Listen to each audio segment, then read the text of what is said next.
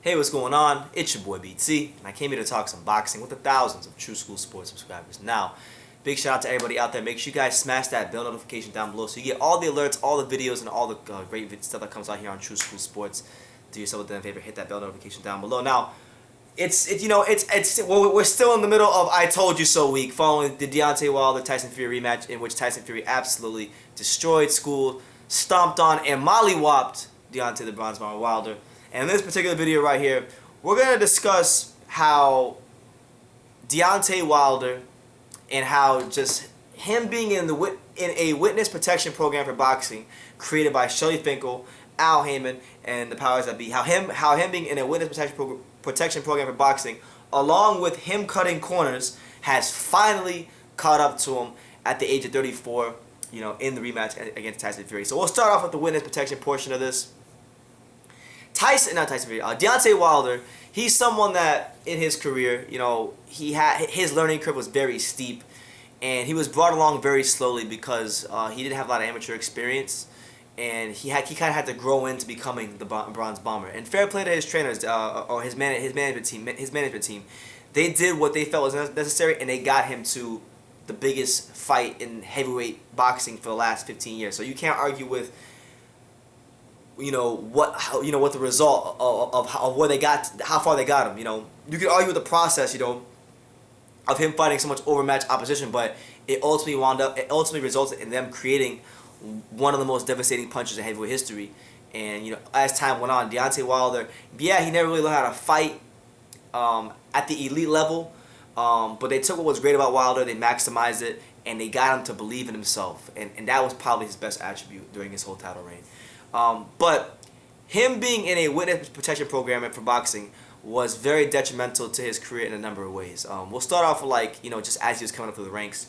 We'll use one fight as an example. Like when in 2012, Deontay Wilder fought a guy by the name of Damon McCreary, and Damon McCreary was a fighter that, at one point in time, he was a super middleweight prospect, I believe. He was a much smaller fighter. He had turned pro as a middleweight or super middleweight. He was a solid prospect, but he began to eat himself, just eat and eat and eat, and he blew up weight and got really, really fat. So eventually, he actually wound up fighting Deontay Wilder, and he was one of the many fannies on his record that was padding his record.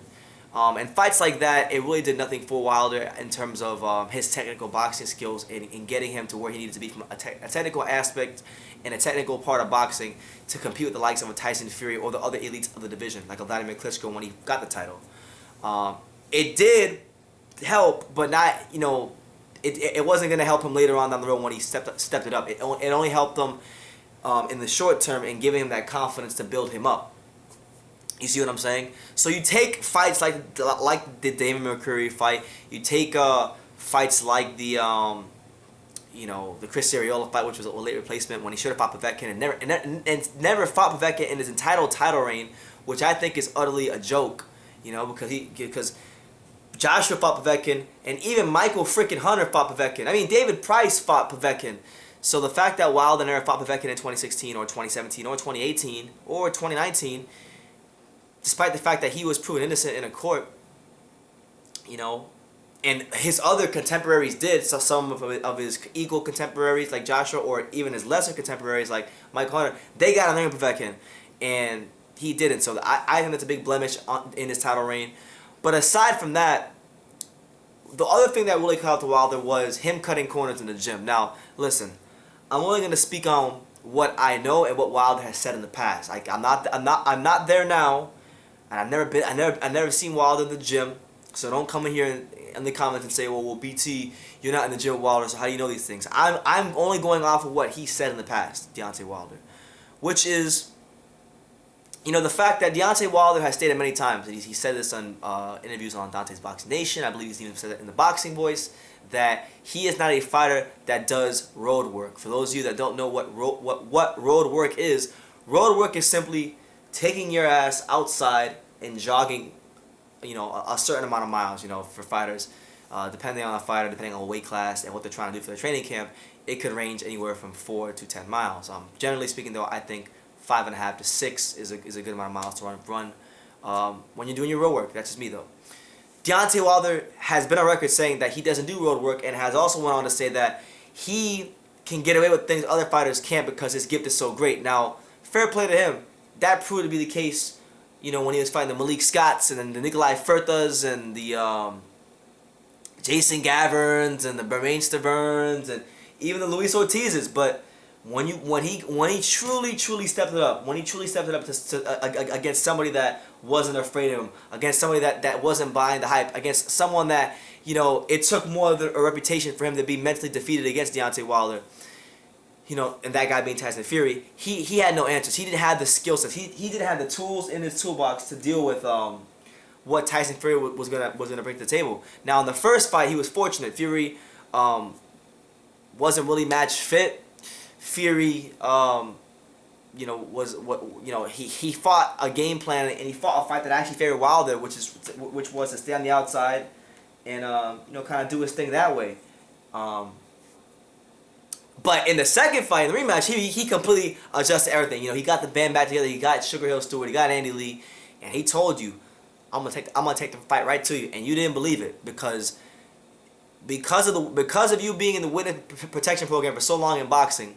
And I'm speaking to Deontay Wilder. I'm speaking to his fans. Because your boy Wilder was in witness protection for so long, he began to believe his own hype. It's like that scene in Rocky. I believe it's Rocky 3, when Apollo Creed calls out Rocky because he was the #1 contender, and Mick tells Apollo that he's got to wait in line, and then Mick tells Rocky behind closed doors that I don't want you fighting Apollo Creed.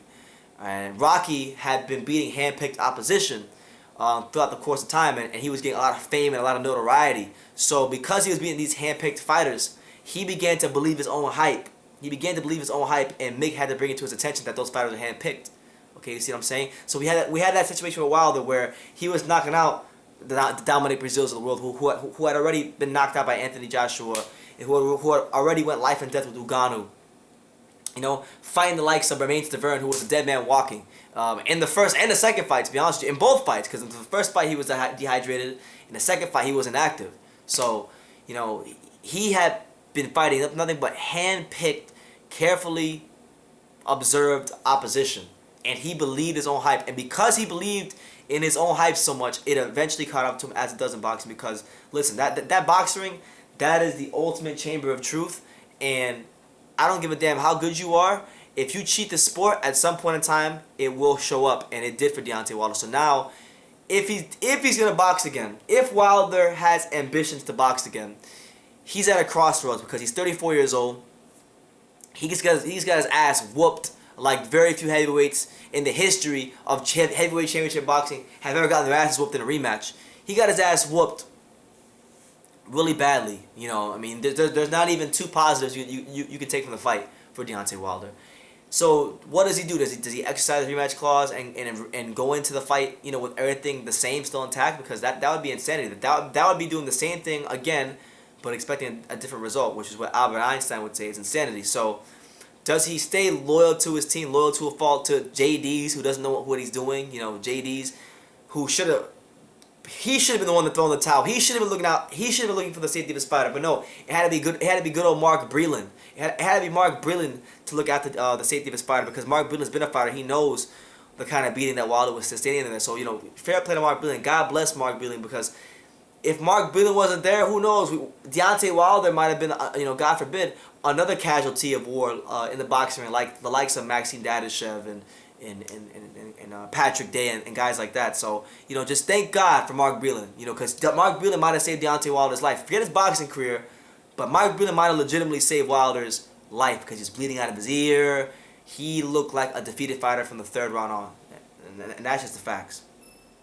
But when we look at Deontay Wilder, like, when we look at him, right, he was cutting corners in training. Admittedly, it's not me. I'm not making this up. I'm just saying, I'm just going off of what he said himself.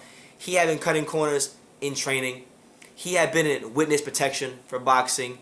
Then you got to factor in too, you know, this is a guy in Wilder. He was believing his own press too much, his own publicity, to the point where, like, when Anthony Joshua lost to Andy Ruiz, in the first fight, you know, he was talking shit to Anthony Joshua, kicking fighters while they were down. So you factor all these things in. These things don't go unpunished. These things will not go unpunished.